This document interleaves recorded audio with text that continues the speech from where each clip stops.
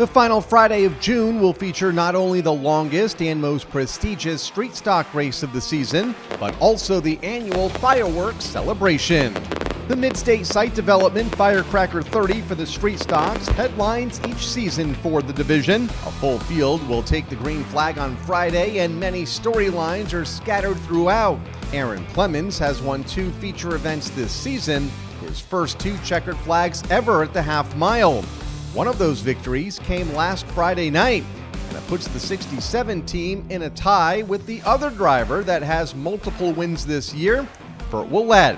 Willett and the 84 team won 2 of the first 3 races, but haven't been on the podium in the last 2 weeks, something that he hopes to change at the end of 30 laps. While winless, Tyler Trott has been consistent and is only 4 points behind the top 2 in third. Only a spin on the back straightaway to start the month has seen Trott finish lower than third in the first 5 races. Other contenders will include last year's champion Travis Downey, along with Brent Gleason, Jason Raymond, Brandon Warren, Marvin Minkler, Jeff Aslin, and Bill Cody. As for former race winners, they've all left the division, including last year's victor Travis Haidar. So we'll have a new Midstate site development Firecracker 30 winner when the 30-lap race has concluded. Mike Christopher Jr. will be in the spotlight this week, as he has for the last 2. Christopher and his number 82 team are on a roll, winning the Casella 80 2 weeks ago and last week's Call Before You Dig Senators Cup, making him the leader in the Tick Mike Triple Crown standings. Christopher is looking to become the first driver to win 3 consecutive races since Corey DiMatteo achieved that feat early last season. When Paul Verrecchio Jr. has been able to compete in the late model division, he has been nearly unbeatable, with 3 wins and a second in the first 5 races. However, it was that 5th race 2 weeks ago where mechanical issues forced the 39 team behind the wall before the race even started, which has him currently 5th in the championship standings.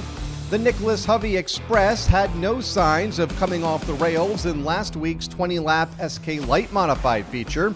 Hovey raced from 7th to the lead in the first half of the caution-free event to claim his 4th win of the season. In fact, his lowest finish in the first 5 weeks has been a 4th. Robert Bloxham III was his closest competitor last week, finishing 2nd.